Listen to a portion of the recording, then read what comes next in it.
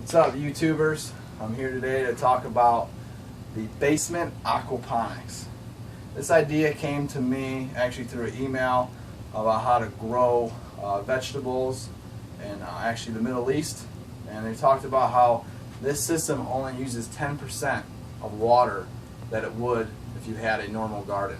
So with that being said, I bought this book by Sylvia Bernstein. Excellent book on how to do any kind of system of aquaponics. This is just one system right here. As you see, we have our grow bed right here and our fish tank underneath. So come on over and I'll kind of explain the whole process. The first thing that I learned was you want to have a 1-to-1 ratio. So your volume of your grow bed should be the same as your fish tank. This fish tank I actually got from kind of like a used yard sale. I went there, got picked up for 35 bucks. The biggest thing I learned through trial and error is that make sure you have a seal-proof container.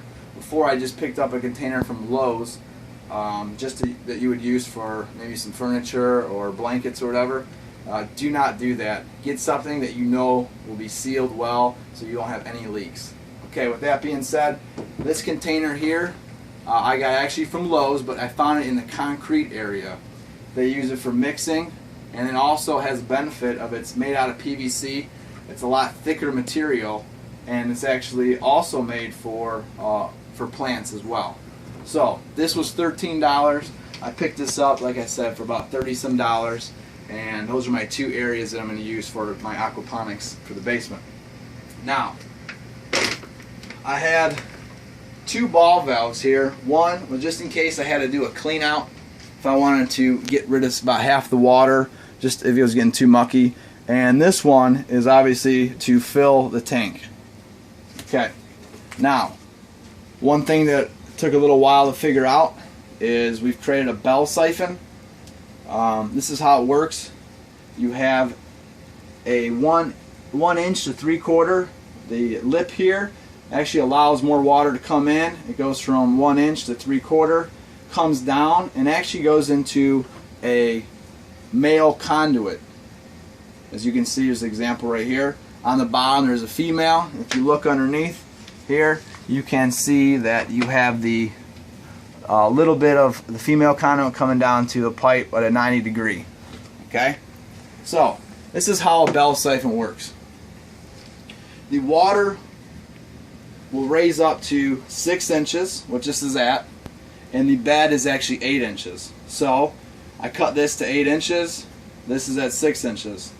So when the water rises, if you put this on here, when the water rises, okay, it goes inside the top of our valve that we had right there, the opening, pushes the water down. This cap acts as a suction, and it'll actually drain from that pressure. Now, these slits are in here for a reason. The higher you go up is where, once the water runs down, that's the top layer is where the water will start to come back up. Okay? I think I pretty much explained it. What I'm going to do next for our next video is we're going to put in the pump, which we have here. It's rated at 291 gallons per hour.